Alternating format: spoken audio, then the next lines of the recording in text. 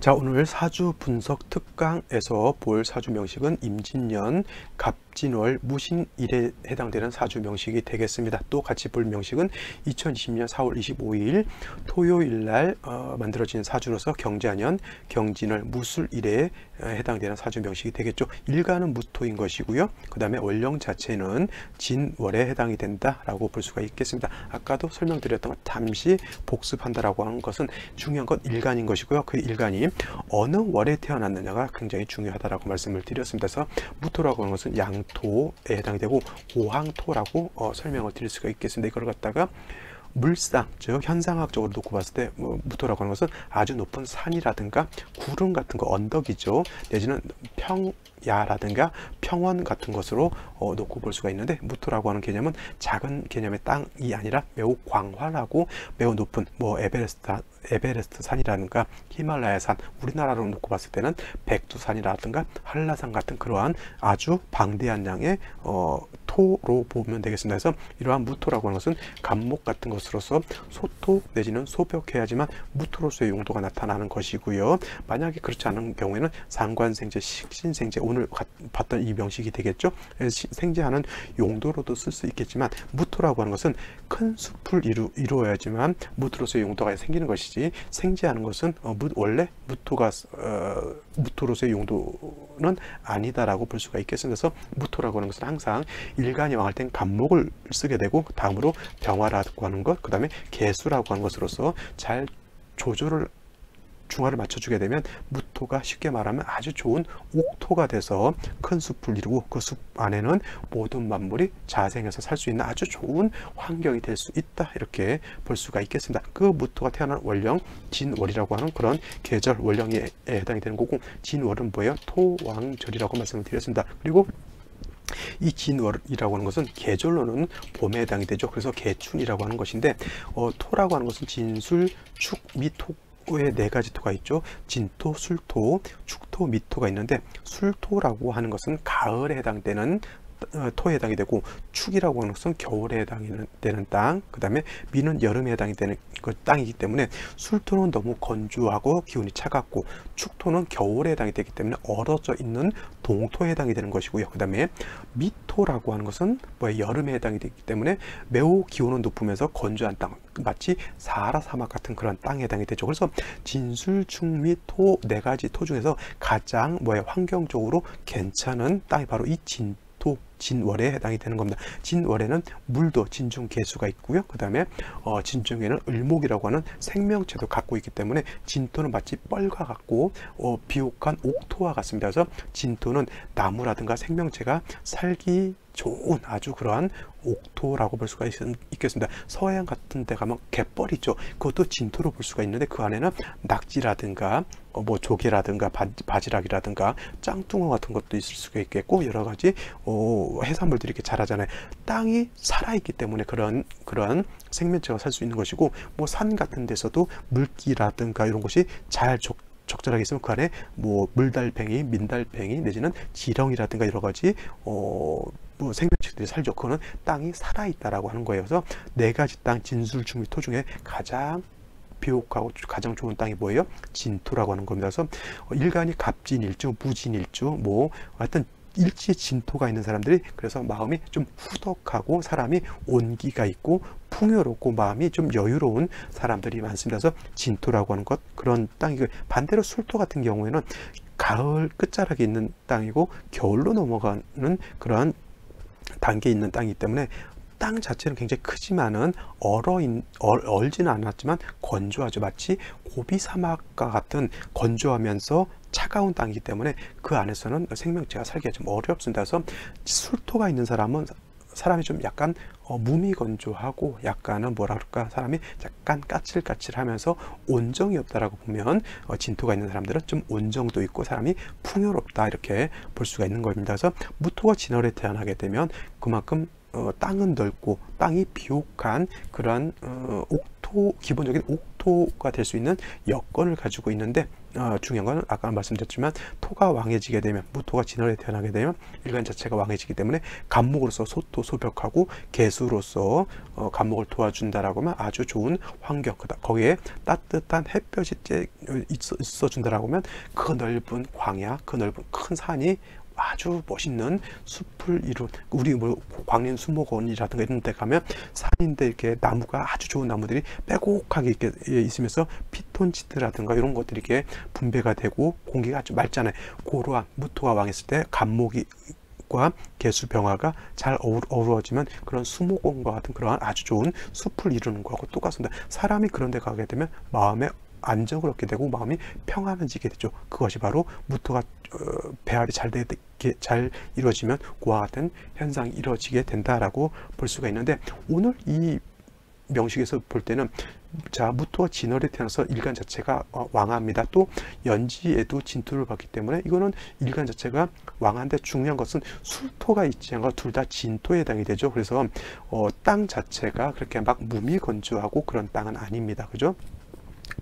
그리고 이제 옥토죠. 근데 땅은 넓고, 근데 여기 간목까지 이렇게 있게 되면 간목이 진에 뿌리를 두기 때문에 아까 말씀드렸던 무토가 진에 태어나서 옥토가 굉장히 넓고 내지는 높은 산을 이루었는데, 간목까지 있게 되면 그 넓은 산, 넓은 땅에 숲을 이루고 있다라고 볼 수가 있습니다. 또 거기에 대고 신금까지, 신금이 있는 중에 이렇게 임수가 투출하게 되면 수가 뭐냐면 간목을 생해주는 그러한 역할도 하게 됩니다. 물론 이제 임수가 아니라 개수가 있었다라고 하면 사주가 더 좋아졌을 거예요. 근데 임수라고 하는 것은, 개수는 하늘에서 내리는 촉촉한 이슬비, 단비와 같다라고 하면, 임수라고 하는 것은 뭐냐면 강이라든가 큰 물을 길어다가 그 넓은 땅을 윤택하게 만들려면 좀 힘이 많이 들죠. 그래서 임수를 쓰는 것보다는 개수를 쓰는 것이 더 좋다, 이렇게 볼 수가 있는데, 이것도 이제 이렇게까지만 놓고 봤을 때는 사주 자체가 이렇게 나쁘지 않죠. 나쁘지 않고 사주가 어느 정도는 괜찮습니다. 요 수만 개수였다라고 하면 진짜 금상첨화일 것 같은데, 그래도 어떻게 됩니까? 그래도 칠사를 갖췄고 재성도 갖췄기 때문에 제자약사라는 그런 좋은 사주가 됐다라고 볼 수가 있는데, 이것도 그냥 3주까지만 놓고 봤을 때 좋다라고 보는 것이지, 이것이 생시가 어떠냐에 따라서 달라질 수 있다, 이렇게 보시면 되겠죠. 자, 그러면 생시를 요거를 한번 비교를 한번 해볼게요. 갑인시가 되면 일간 자체가 두 가지 토를 받기 때문에 일간 자체가 왕하죠. 그래서 간목 하나 가지고 이 무토를 갖다가 제어하기는 좀 부족하다라고 봤을 때, 갑인시가 되면 인목에 뿌리를 든 간목이 다시 얻게 되기 때문에 이거는 어느 정도 일간도 왕하고 살도 왕한 그런 사주가 되는데, 문제는 뭐냐면 이 신금하고 시지에 있는 인목하고 인신충이 되는 겁니다. 그러면 간목을 얻어서 좋은 장점보다는 오히려 인신상충으로 인해서 땅이 움직인다라고 하는 것은 지진이 일어나는 거고 똑같잖아요. 그러면 이러한 생신을 좀 피하는 것이 오히려 좋다라고 볼 수가 있겠고, 오히려 그냥 차라리 그러면 을묘시 같은 것을 보는 것이 더 나을 거예요. 이렇게 되면은 신금하고 묘목하고는 충되지 않는 반면에 간목은 차라리 묘에 뿌리를 둘 수 있으니까 이거는 일간이 좀 왕해진다라고 볼 수가 있겠죠. 어떤 분들 이렇게 되면은 관살혼잡, 물론 이제 무토 일간이 간목, 을목을 보기 때문에 관살혼잡이 되는 것으로 볼 수는 있겠지만은, 간목에 뿌리를 얻는다라고 하는 차원에서는 제가 봤을 때는 나쁘지 않다라고 볼 수가 있겠습니다. 저 관살혼잡, 그것보다는 간목이 좀 더 세력을 얻어야지만 좀 좋은 국세가 될 수 있다. 관살혼잡이 좀 걸리신다라고 하면 생시는 을묘시를 잡지 않는 것이 좋겠고요. 만약에 병진시 있죠. 병진시가 되면 또 진토 있는데 진토를 또 얻었고 무토가 더 왕해지겠죠. 그 다음에 신금은 수를 생겨주니까 수도 그렇게 나쁘지 않은 국세, 간목은 진에 다 뿌리를 뒀기 때문에 간목도 약하진 않지만 중요한 건 뭐예요?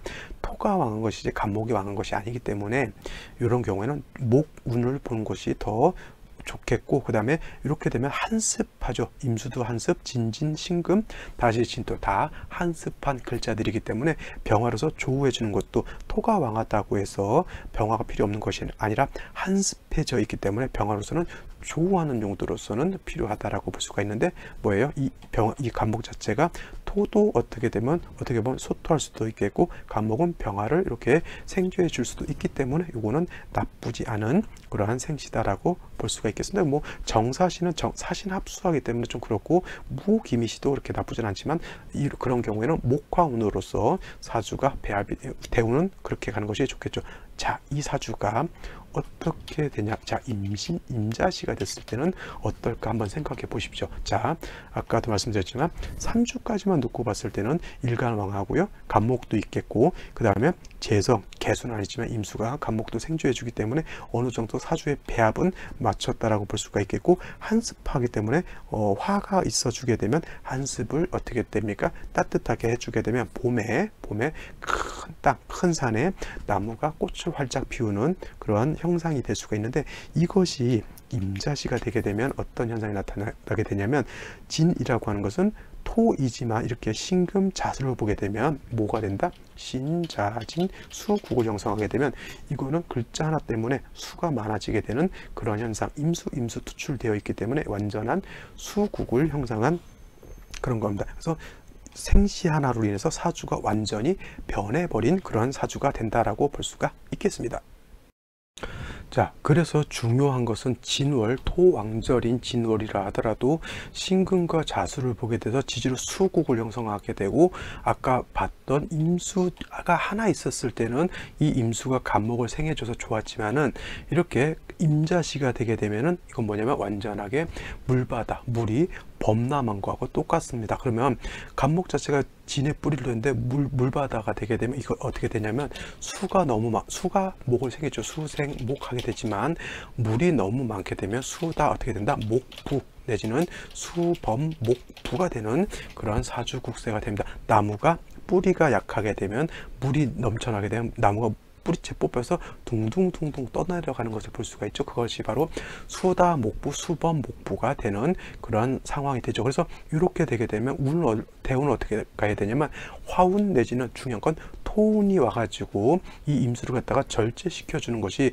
필요한데, 만약에 다시 금수운으로 간다라고 하면 결코 좋지 않은 그런 국세가 되겠죠. 그래서 초년운 자체 을사대운, 병호대운, 특히 뭐 정미대운 같은 경우는 다시 토가 오기 때문에 나쁘진 않다 하더라도 화만 이렇게 들어오게 되면 오히려 이 왕수에 의해서 화가 어떻게 돼요? 극제를 받을 수 있죠. 물론 이제 간목이기 때문에 수가 목을 생해서 부목된다 하더라도 목은 다시 화를 생해 주려고 하는 그런 짜임새가 되어 있기 때문에 크게 나쁘지 않은데, 무신기유 경수를 이렇게 가게 되면 천간에 무토가 들어온다 하더라도 지지로 신금 들어오게 되면 다시 수를 생해주게 되겠고요. 유금도 다시 진유합금하게 되면 금으로 화해서 수를 다시 생해주게 되니까 수범목부하고 다 목부한 목이 떠내려가는 그런 현상을 막을 수가 없죠. 그래서 나무가 물이 너무 많고 화가 없게 되면 나무가 어떻게 되죠? 썩어버리고 후패한다 그러죠. 후패 되게 되면 나무가 썩게 되어 있습니다. 그래서 이걸 갖다가 후패라고 하는데, 자 보시면은 한자가 이건 틀렸네요. 자, 후패라고 하는 것은 이렇게 씁니다. 이렇게 썩을 후자에다가 깨트릴 패자 이렇게 해서 후패 되는데, 자 장기 사람 인체 중에서 갑이라고 하는 것은 물론 이제 머리를 해당할 수도 있겠고, 갑이라고 하는 것은 큰 뼈를 놓고 볼 수도 있어. 큰 뼈, 완전히 단단한 뼈 같은 경우는 경금으로 보지만 잔뼈라든가 이런 거는 간목으로도 보고요. 신경계통도 간목으로 놓고 보는데, 또 간담이죠. 간이라든가 간담이라고 하죠. 그래서 이런 것들을 다 간목으로 놓고 보게 되는데, 초년 대운 때는 그나마 조금 괜찮았는데 후반 무신 기유 경술 이렇게 간목으로 인해서 사주와 다시 금수와 왕이 진으로 해서 간목이 어떻게 됩니까? 후패된다 그랬죠. 썩어버린다고 했죠. 그래서 이 사주가 약간 암 중에서도 좀 독특한 암이죠. 좀 희귀암이라고 하는데, 대체적으로 치유하기 아직은 현대의학으로서 치유 고치기 어려운 암이 있는데, 그것이 어떤 거냐면 췌장암이에요. 췌장암. 이 췌장암이라고 하는 것은 어떻게 얘기를 하냐면, 인류가 사람이 의술이 발전을 해가지고 이 췌장암을 극복하는 것이 아마도 가장 마지막 단계일 것이다. 지금 에이즈 같은 경우도 지금 에이즈를 고칠 수 있는 그런 약은 개발이 되어 있습니다. 근데 그 약값이 매우 비싸기 때문에 사람들이 치유를 잘 못해서 그런 것이지 거의 에이즈 같은 경우는 극복이 된 질병인데, 췌장암 같은 경우에는 췌장이라고 하는 것이 위치가 굉장히 좀 난해한 곳에 있어요. 위쪽에서 등뼈고 그 뒤쪽에 있기 때문에 잘 검진도 안 될 뿐더러 췌장암이 발병됐을 때는 거의 뭐 말기암일 가능성이 굉장히 크다라고 하고요. 또 췌장암 말고 담도암이라고 하는 것도 있습니다. 담도암이라고도 하고요. 이거는 담낭암이라고 돼요. 이거 저도 췌장암은 좀 많이 들어봤는데 담도암, 내지는 담낭암 저도 들어본 적이 없는데, 제가 아는 지인분도 이 담도암으로 돌아가신 분이 있습니다. 그래서 이런 것들이 되게 불치병 중에, 암 중에서도 굉장히 고치기 어려운 병이고요. 한번 췌장암이라든가 이런 담낭암 같은 경우는 발병했다라고 하면 생존할 수 있는 가망성이 굉장히 없다라고 하고 있습니다. 그래서 걸리면 거의 사망이다라고 보는데, 이 사주 같은 경우에는 뭐예요?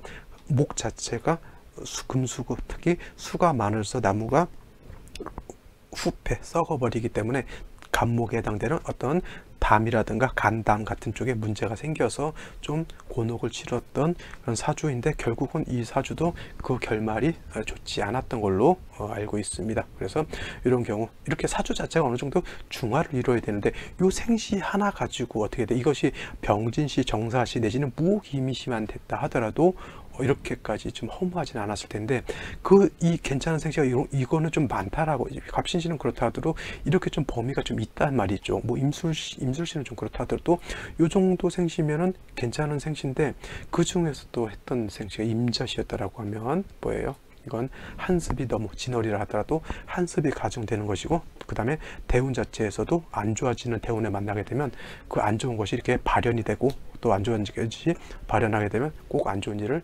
당한다라고 이렇게 볼 수가 있는 겁니다. 사주라 보는 것 그만큼 중요하고 좀 난해한 것 같습니다. 자, 오늘 여기까지 설명을 드리고요. 저는 내일 또 찾아뵙도록 하겠습니다. 자, 보지 않은 생시들 먼저 봤던 것들 있잖아요. 이런 것도 한번 생시 한번 더 살펴보시고요. 저는 내일 또 찾아뵙도록 하겠습니다. 감사합니다.